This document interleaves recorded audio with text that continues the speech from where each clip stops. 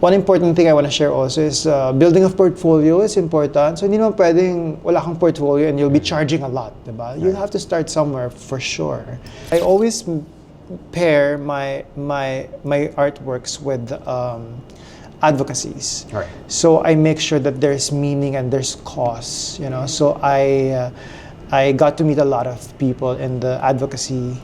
In general, I think pain and sorrow and distress inspires me the most.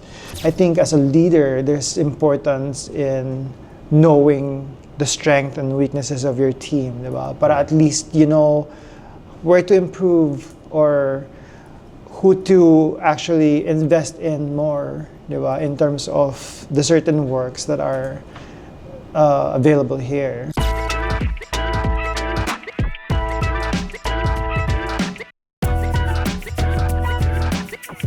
Hey, welcome back to the Build Different podcast, a leadership podcast where we strive to improve ourselves as leaders every week through the different stories that we share on the podcast. And this week, you are in for a treat. If you're anything like me, interested in photography or even shooting your own photos, well, you have to stay tuned because for this week's episode, we have a creative director, photographer, and CEO of Midnight Dream Studio. Please welcome on the podcast, Mr. Niccolo Cosme. Hey, thanks for having me. Thank you for joining us. And we also have a special guest under the table. Yeah, my dog. We have his dog here.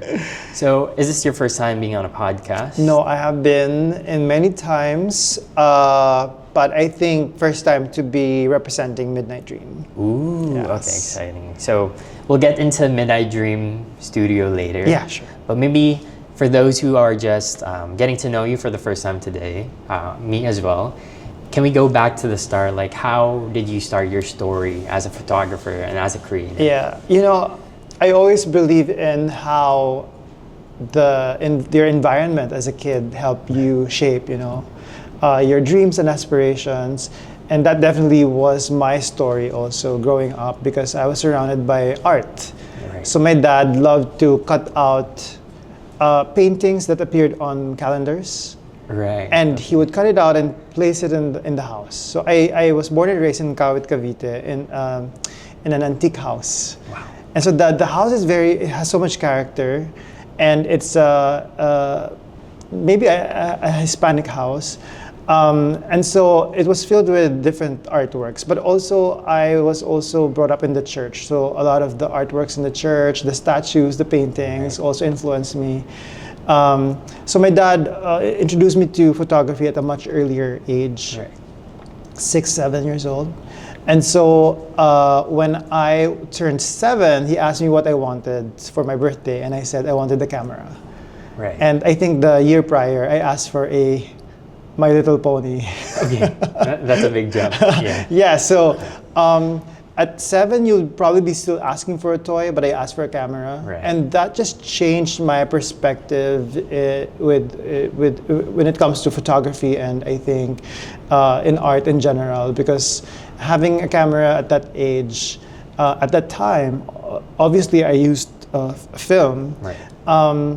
It gave me the perspective of how powerful creating images actually is, you know, Right.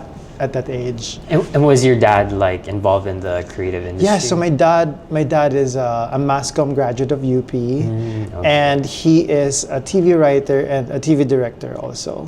So his name is Niccolo Cosme. So he's known in the creative and TV industry, Right. and he is still currently the creative director of the comedy and game show department of GMA7. So I grew up in the sets of OK Cafe Rico or John and Marcia, etc. like that. So these are the shows back in the 80s. I'm not sure you remember any of that. Kilala kasi John and Marsh. Yeah, Yeah. with Dolphy. So my dad gave he made a joke about a name that he would take as, how do I say it? Sorry. No, so he made a joke that his new name is Kevin Cosme. Yeah, your dad's new name is Kevin Cosme. Yeah, it was a joke because of The Bodyguard. And so Dolphy and his team heard the joke and used it to be Dolphy's name in Home Along the Riles. So, okay. baka you're too young to know Home this Along the thing. Riles, yeah, I know Abutan the mo. movie. So, yeah. So there, that's my dad and my family. Cute naman. Ayan, a little fun fact trivia Yes. on the story behind that. Pero what would you say was the biggest influence of your dad to you pursuing this career or passion? The cutting of the artworks on the calendars, him teaching me how to use the SLR camera, the film camera at a very young age too. Having a gift as a camera as a young boy. I mean, those things I think played a pivotal part in me being exposed to photography. So in college, I had a photography class, and I was ang yabang ko kasi parang CCO, and I almost failed my photography class. Bakit naman? Because I had a 2-week break and I was away. I was in Europe, and when I got back, I missed a lot of the projects, a lot of the assignments, and I was also failing in film printing, developing. The dark room.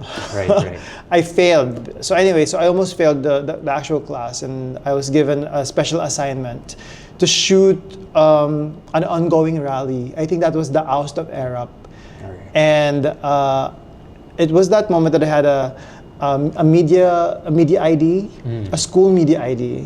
It was your first time doing that? Yeah, my first time to cover an actual event. And this is, to me, a historic event. Yeah.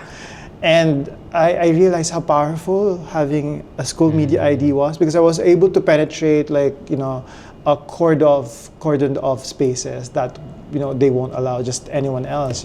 So that also played a pivotal moment in my life, realizing that photography is really something beautiful. Although I didn't end up as a photojournalist, but it was something to remember for sure. I mean, in a way, you're still doing photography that carries such strong messages. Yes, exactly. You're right. I'm curious, did you explore other mediums outside of photography Of before? course. After college, I did a short stint with Magic 89.9. I did news for campus. I was a campus patrollers. I did news for events. And then I also did, because my dad is with GMA7, I worked for GMA7. I was a segment producer. I was also a writer. And then I also did events. So I also worked for Saga Events with Robbie Carmona. We did a lot of fashion events and all that stuff. But all these, jobs at that age that I was juggling alongside photography, it actually did help me create the network that I'm still using up until today. For my work. So you've been through segment producing, you've done fashion. Yeah, writing, radio jock, etc. like that. So a lot. I also did this fashion designing. Dami. I think I was at that age now. I didn't know what to do. I didn't know who I was, and I was just, trying everything until 2006 when I got my first billboard project. That I decided I think this is what I want to be. Is this before or after you started getting recognition for your work? I started getting recognition 3 years into photography. Because I graduated 2001 and I won my first photo contest in 2003. And that was my first contest ever. And to be honest, parang I didn't know how contests work. And so I just followed the theme, which was Why Smile? Bakit daw kailangan ngumiti or maging masaya? And it was a contest by Fuji and Giftgate. For some reason, parang magkatabi yung store nila dati dito sa Glorieta. Kaya itong Glorieta na to plays a huge part in my life. So nagsubmit ako. I took photos of my cousins, my sister, etc. with Hello Kitty. Parang yun yung requirement, kailangan merong Sanrio products or may Swatch watch. Parang ganyan. So when I was submitting it, confident ako, sabi ko, I think these are amazing photos, in my mind. And so I asked the guy who was receiving the entries, parang ilan ba yung sumali? And he said, sir, mga 1,000 plus. So parang sabi ko, 1,000 plus. So doon ko na-realize na sabi ko, how are my works special? How are they going to shine among, hundreds of entries? Doon ko na-realize na parang, this won't make the cut. They won't even take a second look. And then I saw another entry of the late President Cory Aquino wearing a Swatch watch while walking past the statue of Ninoy. Sabi ko, wow, iconic. So doon ko na-realize na your entry has to be iconic. Right. It has to be unforgettable, and it has to have that X factor that will cause the judges to give it a second look. So I called, medyo tinik ko ng literal yung Cory Aquino. So I called the impersonator of Gloria Macapagal, si Ate Glo. And sabi ko, Ate Glo, pag nanalo tayo, we'll split the prizes. No? Anyway, so pumayag siya, and we did a shoot sa Manila Post Office. I got a Hello Kitty, dressed it up, the same gown as Ate Glo, with the mole. Anyway, so it was hilarious.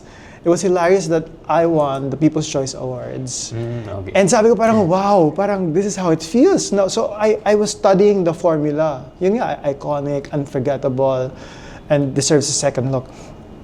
I joined the following year again, and I won 4th prize. Sabi ko, I'm so close to first prize. So I joined the following year again, and I won the first prize. So kasi nakita ko yung formula eh. Sabi ko, this is the key to success. Ayun. So yeah, so I got the recognitions prior to saying na, kasi one factor was getting the money eh.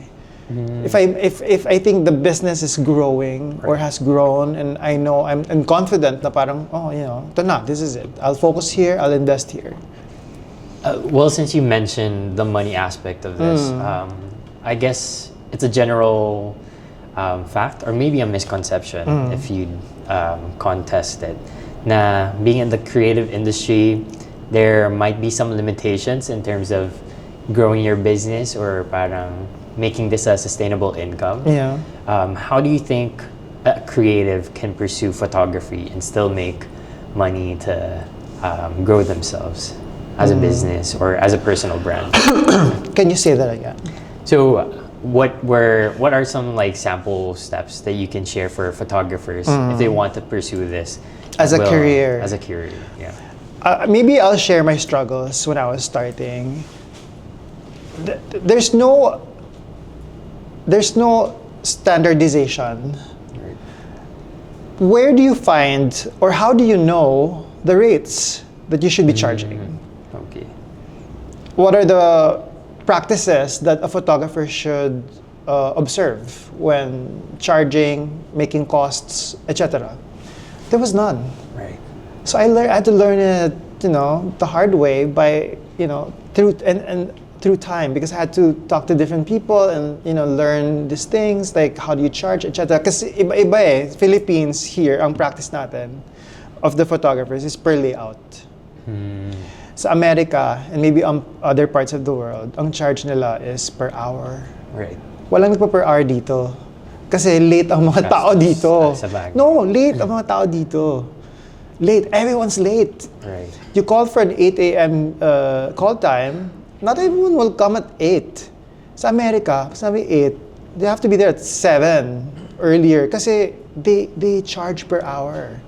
Okay, makes sense. So everyone's scared of not following the time. Here we don't. That's why a lot of things take so much time. So that's one thing I learned about in business na I want to be very efficient with time. So even if I come late, I'll make sure I'll finish it in a very short period of time because I already know what I want, and I'm very determined in terms of the workflow. But yeah, so going back to your question, it's that I think we didn't have those things, and I think there has to be a way. Until now, wala namang ganyan eh. So maraming mga nagcha-charge pa din na parang they just heard it from someone and etc. like that. So there's no such thing. There's no way for you to find out like what's the standard way of coming up with costs and etc. Are there like associations now or parang mga samahan? Yeah, I'm sure there is, but I'm sure there is. There was a time when the late Raymond Isaac had actually called us, his kids, to talk and discuss about pricing and ethics and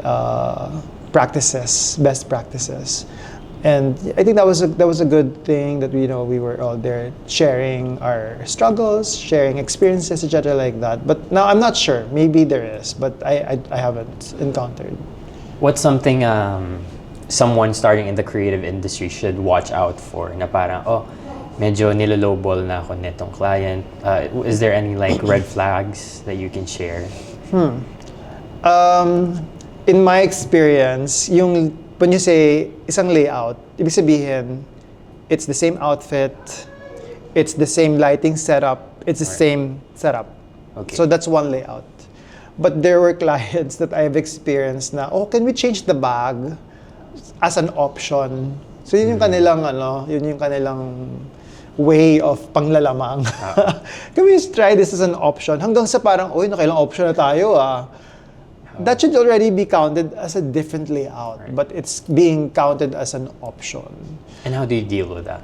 Well, you just have to verbalize. Parang, ma'am, I think we've gone too much options already. Right. Do you mind if I charge extra for this? Kasi before shoots, and this is one thing I also want to share, contracts. Okay. Make sure you have a contract. Make sure you have CE, the cost estimate. No? Put everything there. Put yun na yung contract and then have the client sign it. But at least at the end of the day, you're protected, and you can always go back to your client now. Oh, this is what you've signed. Or if you don't have that, at least have everything written. For example, I'm on the phone with you, and you ask me, Niccolo, yun ang number one ko na problema. Especially if I've just woken up. Niccolo, I have a shoot. How much? Sometimes because it's being rushed, and you're put on a spot, and you just give a price, a rate, diba? And then you realize later, oh my God, I gave the wrong rate. Right. So, and it's over the phone. How do you get that back? There's no trail. It's not like it's recorded, right? So, when you talk on the phone and for some reason nakapagbigay ka ng arrangements or deal, you type it right away. Parang, hi, Rhett, this is what we've discussed. Para there's trail. Kasi sometimes they will go back to, that's not what we agreed on. And no, screenshot and then send. This is what we've agreed on. So these things are very important. Right. So in keeping business. yourself safe. Yeah, always have it in black and white, whether it's contract or a chat. Okay. All right. So going back, you started your photography journey doing your own photography, joining contests. Yes. Tama ba? And then, did you also parang sort of start your income journey doing shoots for other people? Yeah, absolutely. 2001 when I started photography, and I remember the first time I charged someone, it was 1,000 pesos. Okay. Shoot all you can, edit all you can. So because I didn't know anything about the layouts, etc. like that. So and then tumaas siya ng 3,000, and then eventually got bigger and bigger. But it took a while. It took a while. One important thing I want to share also is building a portfolio is important. So hindi naman pwedeng wala kang portfolio and you'll be charging a lot, diba? You'll have to start somewhere for sure. X deals are also something that will help you. So finding someone who you think will be a good addition to your portfolio, and you don't have to charge them, but you get to use them for your portfolio, diba? Right. So, yeah. Okay. Can I just ask for some clarification? You keep mentioning that at 2001, that's when you started photography. Yeah. What makes you say that that's when you started photography? Is it as a career or? It was, yeah. I started as a career. Okay. I started as a career. But it was, yeah, I was building my portfolio, and at the time I knew that's what I wanted to do, but not like as a full time. Right. Okay. But I knew I was in love with it, with photography, because I was working for Saga events, and we did MTV Best Model Search. So I was surrounded with so many models, and I'm like, oh, and I saw the photo shoot with Ronnie Salvacion, amazing photographer. Industry guy, pillar. And nakita ko yung practices, and I'm like, oh, inspiring, and I think I can do it. And I invited some of those models to be one of my first models also, and I built my portfolio from there. Okay. Kasi you've mentioned someone being a pillar in the industry. Yeah. I suppose you also have some sort of trademark whenever you do your projects, or maybe even the layouts and the way you take photos. What would you say makes you stand out, be iconic? I think my style has always been hyper realistic. So my previous works, my previous works and my current works still has that flair. Although I've adjusted to what commercial photography would be looking for, and so. But yeah, I'm known for that. So when people see something, they actually forward it to me like, oh, it reminds me of your work. So something that is flying, or something with the sky background, something with a specific kind of lighting. Parang it's associated with me. Can you tell us a story about maybe an artwork that you're very or most proud of? Yeah, it would have to be the Brotherhood of Men, and it's a piece that showcases six or seven men that are floating mid-air in different various poses, and then they are woven by a floating fabric. I created this in 2010. It was created for the 100th year of LaSalle, LaSalle University. And they invited 10 LaSallians to participate in that project. So it was an art photography project that was made into cards and eventually was exhibited in Greenbelt. That particular piece, The Brotherhood of Men, was submitted to an international photo contest in Korea, joined by 200 different countries. Right. And we were very fortunate that my artwork, The Brotherhood of Men, gained the highest scores in the whole competition. Right. Together with my other artwork, which also garnered the second highest. So basically I won twice in that competition. So I'm very proud of that work and the meaning behind it as well. So the meaning behind it is us as a society dreaming and reaching a specific goal. So it's advocacy-driven, basically. Right. Can you just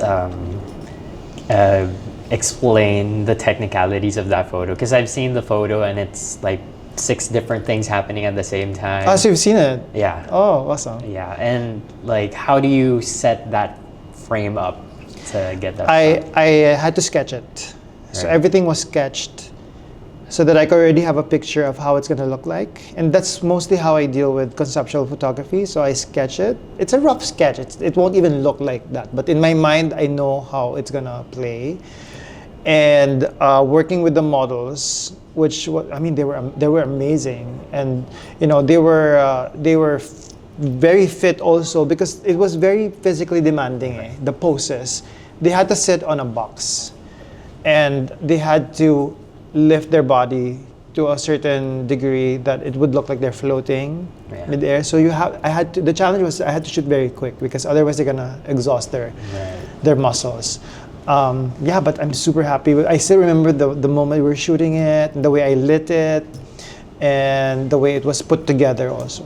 And even the moment you knew you had the shot already. Yes, exactly. But I wasn't very confident that I will win kasi international na to eh. So in my may doubts ako. Actually, I don't like getting what's the word for it? Disappointed. I have rejection problems also. So nilet go ko siya. Sabi ko, I won't think about it. I was forced by Mrs. Huang from the FPPF, the Federation Photographers of the Philippines, and she said, no, you have to join. And I'm like, I don't want, because if I'm not gonna win, I don't want to join. Ganun yung mentality ko kasi. I don't want to be defeated. So anyway, she prepared everything and she had it sent to Korea.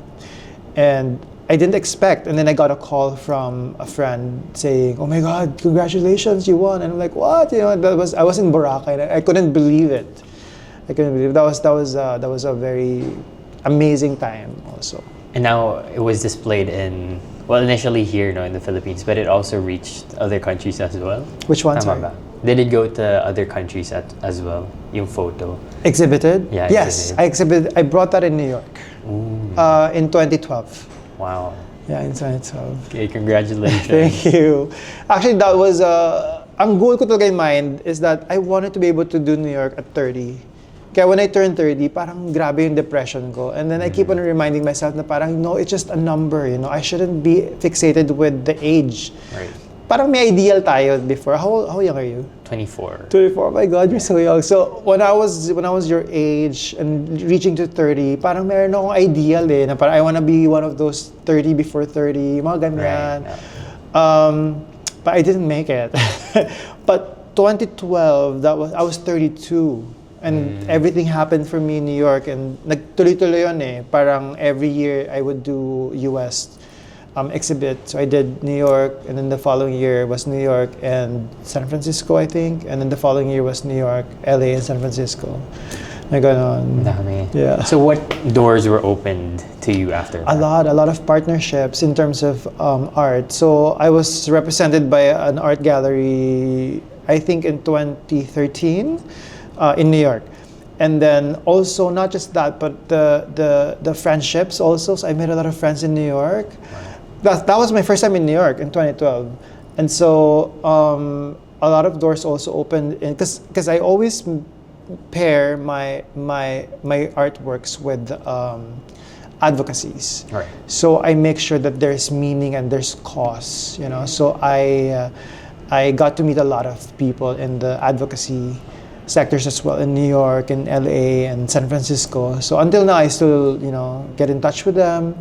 I had a brief preview of my works in New York, I think 2 years ago, with the same advocacy group that I got to work with last 2012.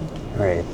And I think founding your work on advocacy is something very important, especially in this day and age. And we'll get to know more about what specific steps or specific opportunities you grab being grounded on that advocacy after we take a quick break. So we'll see you guys later. Hello, this is Jasper with a leadership tip, and that is model the way. Before you ask others to walk the runway, walk it first. True leadership is leading by example. Leadership is not about titles or positions. It's about being a living, breathing model of the change you want to see. Now back to the episode. The Built Different podcast would like to thank Henry's Cameras, Power Mac, Hollyland, U Green Philippines, Shoppertainment Live, Kappa Cabina, Surge Digital Media, Madcap Productions, Days Media Group, Jazz Up Communications. All right, we are back with, of course, our very special guest, Mr. Niccolo. And a while ago, we finished on you mentioning that a lot of your work is grounded on advocacy. So what are the usual inspirations you have for your work? People's lives and people's stories. And I think that really feeds my soul.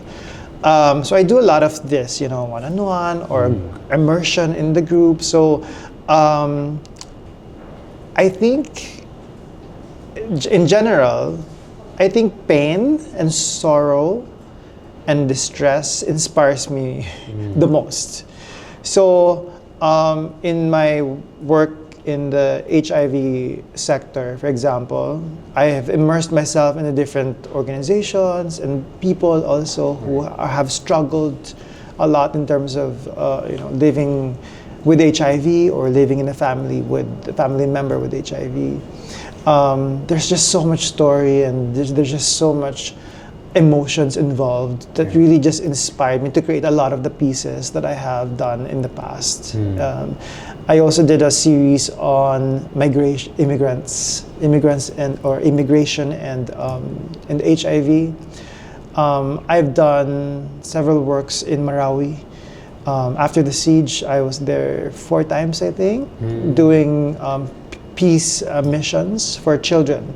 I've done several works for women, and recently we also did a project with the children who have cancer. And it was a headshot project that we did together with an artist who created origami cranes made of paper that had the letters of the children with cancer. So those were their wishes. and it was a partnership with Make-A-Wish Foundation also. So these things really it really does inspire me a lot in my creation of conceptual works. Right.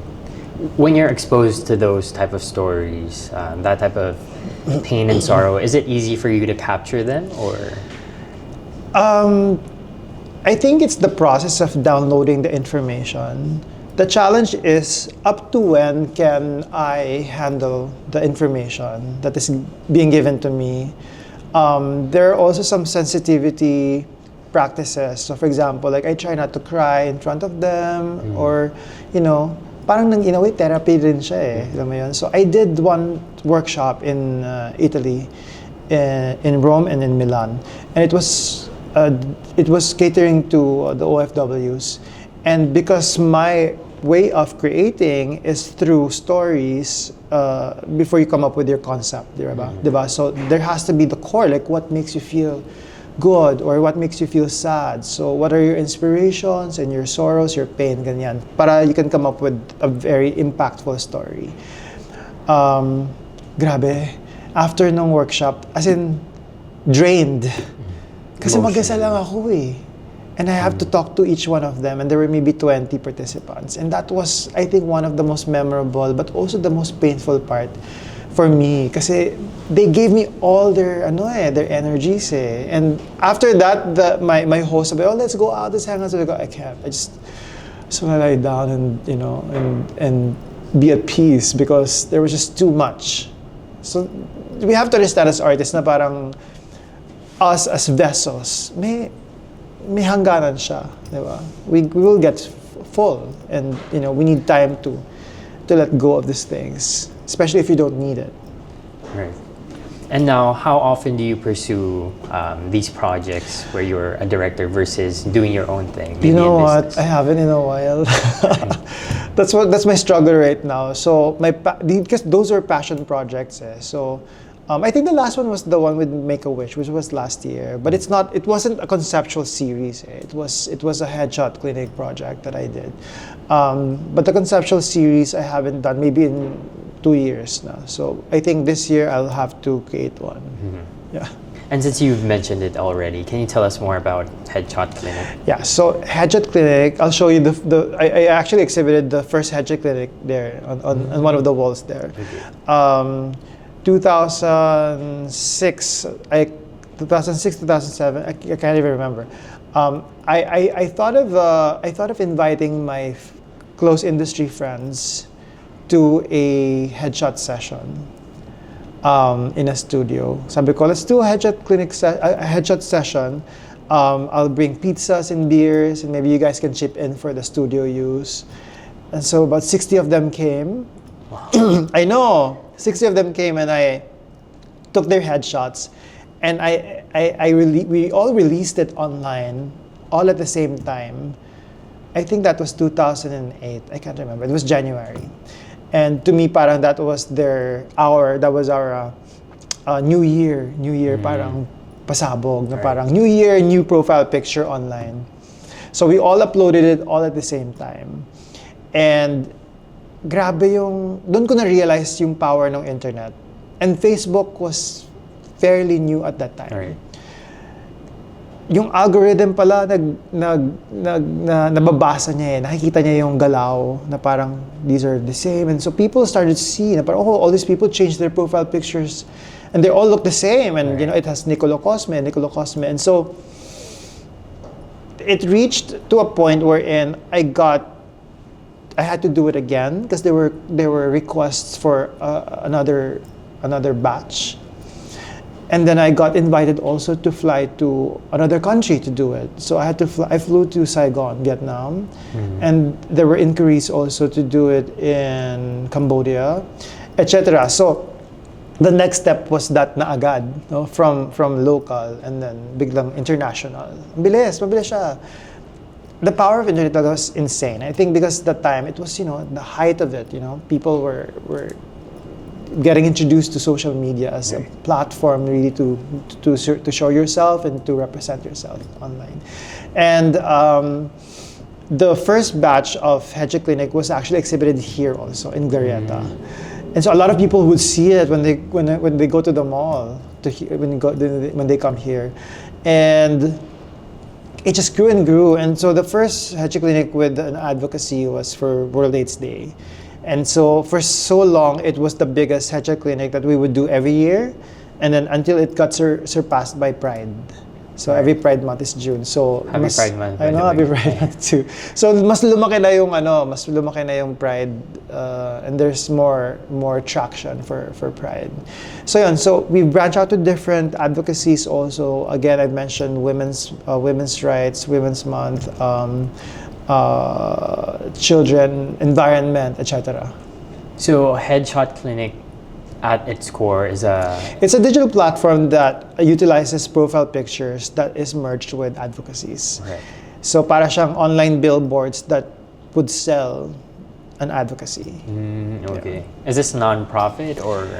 It is non-profit, but we use it to raise funds also for various different causes. So if we're doing it for World AIDS Day, then the beneficiary would be for HIV and AIDS.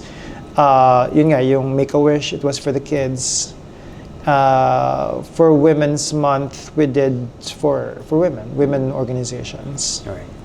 And besides Headshot Clinic, you also established Red Whistle? Yeah, so Red Whistle happened naman 2011 because when we were doing Headshot Clinic for World AIDS Day, yearly lang siya. But the cases of HIV from 2008 to 2011 was, it was projecting to really go high, and it was really getting higher every year. And so I realized, and my other friends realized, but let's make this into an actual movement, because hindi na enough yung yearly lang. So we want something that will go on the whole year round. So hence the Red Whistle, and we wanted an imagery that is proactive, because the image of World AIDS Day is a red ribbon, and I feel like I wanted something stronger. So a whistle would catch your attention. It would also signify sounding an alarm, for example, diba? So it started when I saw a friend with a whistle on her ID necklace, and I asked her, "What? Are you a referee? What do you have that for?" And she said, "Oh, this is for disaster preparedness." And I equated the HIV epidemic with a disaster. It's a disaster preparedness. Like there has to be a way to sound the alarm. Right. Yeah. And then what would you say are like the successes pursuing Red Whistle and also Headshot Clinic? What? Sorry. The successes you've had so far. I think it's really the synergetic way of these two coming together also in many ways, but also they're also functioning separately. So it has their own identity as well. We were very successful with the Red Whistle in mobilizing communities and also capacity building. So that's one of our strengths. We capacitize communities to, be dependent on their own and to have their own campaigns and not be dependent on, other resources. So we teach them how to create their own campaigns, to raise their own funds, etc. Okay, so from these two projects, you've pursued now where we are, Midnight Dreams. So this isn't actually a random bar. This is, would you call this a setup, a studio? Yeah, or? it's a vignette. It's a set. So we have 40 plus vignettes here in Midnight Dreams Studio. We are the biggest concept studio in the Philippines right now, and I'm not just talking about the space, which is 1,000 square meter, but I'm also talking about the different sets.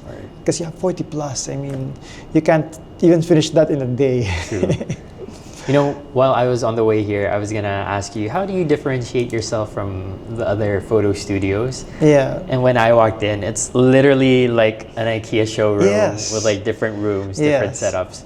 So how did you form this concept?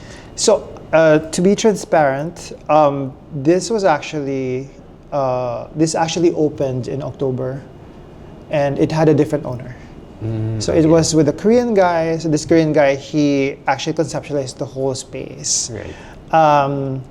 We only took over 2 months ago. Okay. Yeah, so I'm still very new here, and we acquired it with everything in it.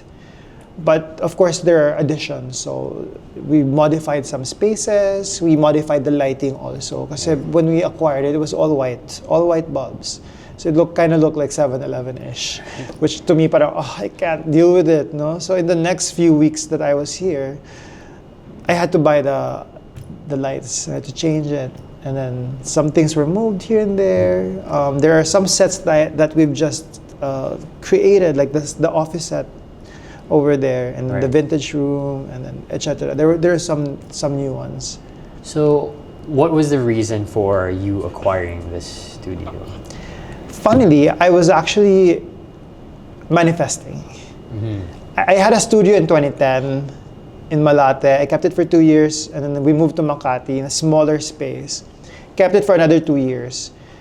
And, we had to close it down because it was just causing me so much anxiety keeping the studio. And so, dumating yung point na parang I realized that I think I'm ready na, because it's been a while, and I think I have a different business mindset. We learn when we age through experiences, and I think now I have more patience also compared to when I was much younger.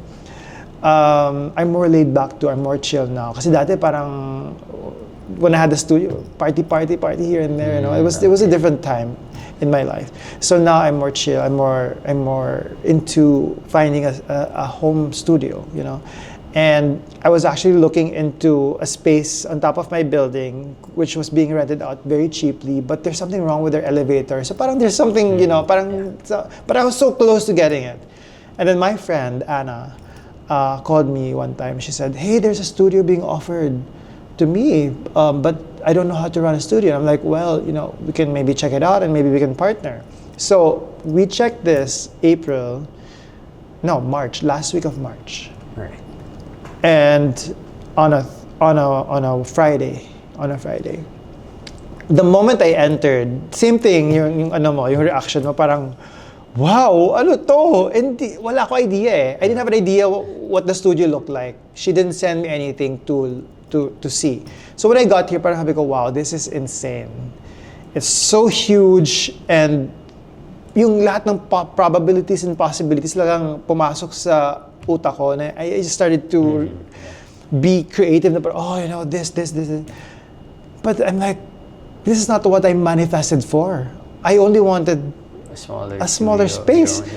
In my building, it's 90 square. In my mind, malaki na yun, but not this big, And so I was asking myself, is this what I want? And so my friend Anna told me na parang, babe, we gotta take this. Because there were other buyers looking at the space that weekend. So blinak na niya. Sabi niya, tell them we're getting it. I'm like, I'm not sure yet. I want, to sleep it over and, decide. Wala na. As in that weekend, sabi niya, I didn't have a choice. Okay, you don't have a choice. We're getting it. And so Wednesday that following week was the turnover. It was that fast. And then Thursday, the following day, was my first day here. Right.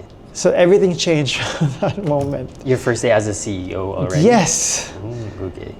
So I was really shocked because I had the turnover book and I had to learn everything from the operations, all the equipment, all the items, all the props, all the billings, all the suppliers, all of that. And the packages also, so I had to learn all the pricing and rates and all that stuff. So it was a tough month.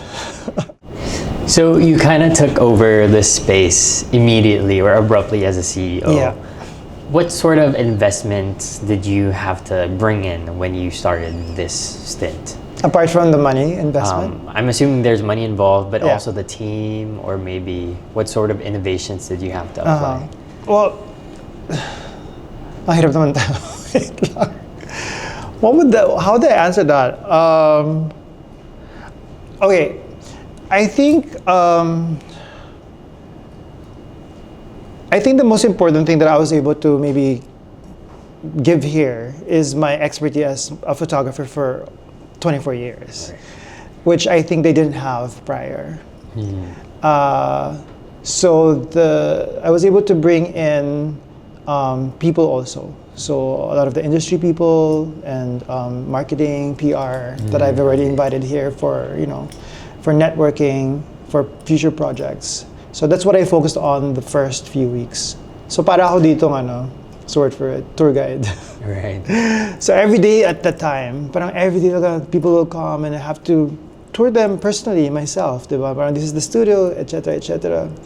And then while I was doing the tours, parang nakikita ko din yung parang, oh, this has to be moved, this has to be moved. So simultaneous nangyayari yung mga bagay-bagay. I'm taking down notes also. A lot of things that I found that was lacking, so I had to fill it in here and there. I'm observing also how our in-house photographers are also handling their shoots, giving my direction na parang, oh, instead of this, you do that, etc., etc. So I think my expertise as a photographer for that long is definitely an investment in itself. Right. Yeah. And I'm getting that you're a type of person who has a vision in their head and wants to implement their vision right away. Yeah. And how does this translate to you as a leader, leading your own team or leading different shoots? Yeah. I don't think it's any different from me leading my projects. So I lead a lot of my projects. Even if I'm not the project manager, because I do have project managers, I'm still leading it, in creative side, and and I'm very hands-on also. And I think what I needed to do at that point, is to really just get to know everyone else and get to know their strengths and their weaknesses, para it could be more efficient. I think as a leader, there's importance in knowing the strength and weaknesses of your team, diba? Para at least you know where to improve or who to actually invest in more, diba? In terms of the certain works that are available here. Right. So more on knowing your team and delegating the right tasks for them. Yeah. Are there any guiding principles you have as a leader that sort of direct your decision making? To me, honesty is very important. So lagi ko ito sinasabi na parang if you can't do it, you tell me, you reach out. Right. Because I don't like it na parang there's delay in work kasi for whatever reason, Or I don't like it when they just say yes and not do it, right? So stuff like that. I think it's important that everything is synergetic. Para at least we're all working same pace. If you can't catch up, you tell me and you'll figure it out, diba? Ayoko din nung parang last minute lang sasabihin na problema na siya, diba? At doon ko pa kailangan ayusin. And I keep on reminding them na, guys, at the end of the day, I'm the face.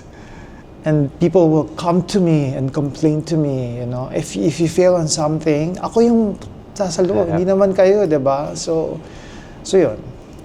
What would you say? Was there ever an instance that you really felt challenged as a leader? Wala pa namang major right now, but every day there's always challenges. The moment I step in, there's always a concern that I have to face. Whether it's something to be repaired, or an equipment that is missing or broken, or someone who's not feeling well and can't go to work and had to be filled in. So these are challenges that I face every day, but nothing major pa naman. So, and what's your mindset going into that? Mindset. Yeah. Going into that. Parang knowing that you'll be facing a lot of different concerns. So I think I made it clear from the first few weeks I'm here na the moment I enter the studio, I don't want to be bombarded right away. Parang give me time to, settle down and then cannot be all together at once. So yun yung mga yan. Kasi may time talagang pagpasok ko pa lang, sir, and then I'm faced with a bunch of different issues that I cannot, deal with right now, all together. So they observed it naman right now. Why? Is it because you get overwhelmed easily, or is I it more have time? ADHD, so I can't. And I don't think that's a good practice the moment na, I just got here. So sabi ko, guys, kakaupo ko lang. Chill, okay, chill. I will attend to it, but also cannot be at the same time. Kasi parang who does that, I can't, so I need to focus on something first and then figure it out, and then I'll come to you. Right. Yeah. So what culture are you trying to build within your team? That's an interesting question. I'm not particularly sure how to name that culture, but definitely, when we acquired the studio, the business, there were a lot that I've changed. So for example, this room, the office. Right. So we call it the back room. We're changing into the VIP room. Before they couldn't be staying there. They're only allowed outside, and the staff cannot eat inside the studio also. They had to eat outside. And so I'm creating a culture of, I think, more family vibe, like a more team vibe. Like, and I didn't isolate myself in this room. I'm not sure if we should consider, I don't know if you should put this into the cut, but the former owner kasi, dyan lang siya. But I made sure that my station is in their station also. So we're just in the same table, and I'm within reach, Sure, you're a lot more approachable. I want to be more approachable, more than anything else. So, I told them, if you have concerns, you let me know right away, diba? Ayoko nung parang you're going through something na pala, and then I'll know later on pa. Okay. And I'm assuming your team is doing well naman and is very efficient. I hope so. Are you guys doing well? We got a thumbs up. Ayan, okay naman. Che. So, just a curious question, like what do you think is next for this studio? Just more growth. Because there's so much potential here, and there's so much untapped opportunities pa that we're exploring. Like for example, shooting a podcast here. Kaya when Jasper reached out to me, sabi ko, yeah, let's do it, because this is really something I want to happen anyway. So, and we want to see also how we can synergize the workflow. Right. Diba? So I want to see how it could be when someone's drilling, or we have other clients shooting, and we're shooting a podcast. Diba? Right. So you're talking about growth, and you already have 40 different sets. Yeah. Is growth making more space or changing space inside the venue? There has to be a constant change also. Not naman drastic, but like, updating certain spaces, certain sets. It's important so that the clients will continue to come back and will be kilig na parang, oh, there's, a new space. And because I see that on the post when we come up with new ones. But there's a new space, we should go back. Yeah. So what's like the best feedback you've heard so far? It's big. That's what she said. Yeah. Yeah, it is big because there's a lot. So they'll say, the possibilities are endless. They're super excited. They're overstimulated. So I had an ocular yesterday, and she's like, wow, there's so many things we can do here. So those things, it really makes me feel really good. Okay. All right. So, Sir Niccolo, we've talked about your history. We've talked about your endeavors in business. Now I kind of want to test your creativity or like vision. On the spot. So yeah, I'll try my best. In every episode, kasi we have a game. So different, same. We're gonna do a quick game lang naman to test your wits. Yeah. So the game I have planned for you is called The Dark Room. Wow. Yeah. I have a different. Tama ba? The Dark Room is where you do it the is, film. it is. It's PG, guys. Okay. So The Dark Room. So I'm basically gonna give you a concept or an idea or a phrase, and maybe you can tell me how you would execute the idea in terms of how you imagine the setup would be, the layout, or how you take a photo. Sure. Okay, so I'm just gonna give you maybe 5 concepts. Grabe naman. Is that too much? Oo naman, isa lang. Ay, paano mo ba yung cost estimate nun? Ano? Paano ba yung costing per concept? Per concept? Yeah. De joke lang. Five's too much? Let's see. Kahit quick Sige. Let's try one first and then Okay. I'll let you know. I'll give you rebirth. Rebirth. So that's the concept brief. Yeah. The theme is rebirth. Yes. Well, first comes to mind would be the birth of Venus Right. by Botticelli, Okay. the one with the shell, and Yes. Venus is standing. Oo. So I would need to get more information. So, for example, what is it for? What's the story behind, or what's the goal? So, for example, what is it? Women empowerment? What is it? Is it for environmental? What is it? What's the story? Let's say it's rebirth. Binalik ko sa iyo. Oo nga eh. Siguro rebirth in terms of how you've changed this space. Is that Okay. Parang your impact Okay. and influence Sure. of taking over something. So I'm imagining a woman or a man, for that matter, and then emerging from a pile of different props. Perhaps. Okay. Because this space is built on themes, right? Right. So the different props can represent the different spaces here. The hydrangea, the whatever like that. So that's the rebirth for me. Okay. All right. So pretty easy naman Yeah, so it's far. easy. No? Okay, Okay. Next thing, I want you to talk about sacrifice. Sacrifice. And then In any way that it relates to your in life general and journey. concept. Yeah. Sacrifice. I would most likely come up with something that's sprouting. Could be something floral inspired as well. And I think I'm getting into the concept of the outcome of the sacrifice. So it's not the sacrifice itself, but like the fruits of the sacrifice. So I might be focusing on that instead. Right. Okay. Because I was wondering, like, bakit floral? Yeah, or yung something sacrifice? like a plant. So if it's a person, it could be a certain pose that would resemble a plant that is blooming. Right. Yeah. Okay.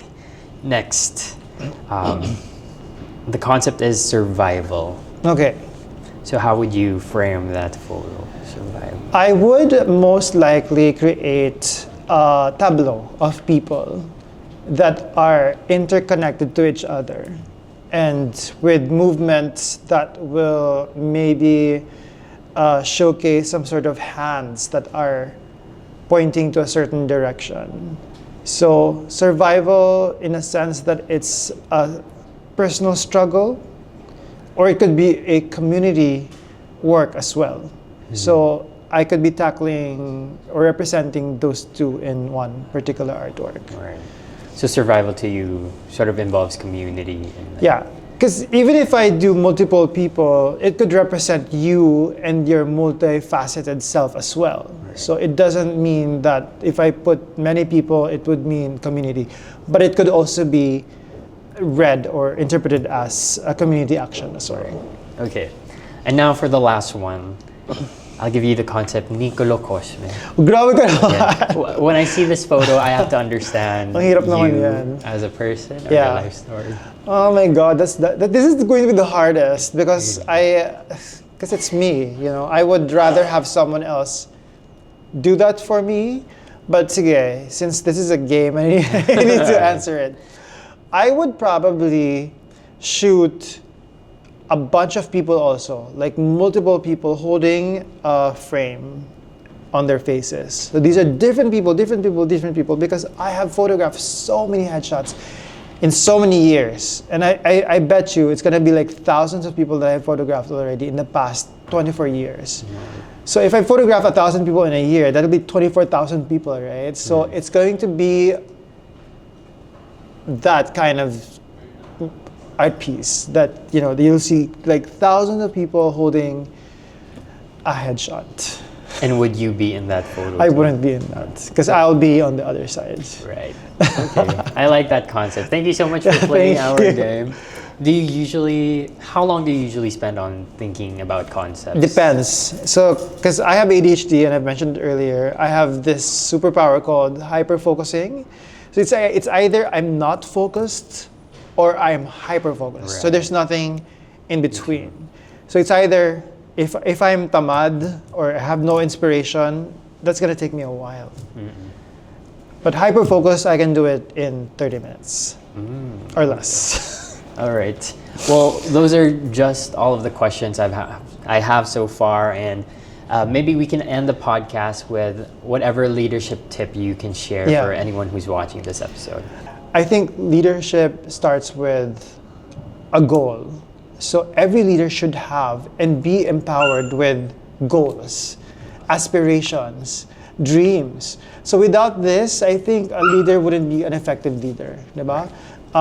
This goal, this dream, aspiration will guide you as a leader to reach the greater heights, right?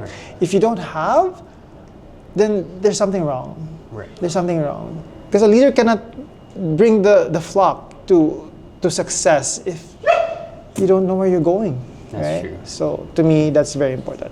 Having a goal in mind, just Having like the you did dream, yes. back. Manifest dreams, aspirations. All right.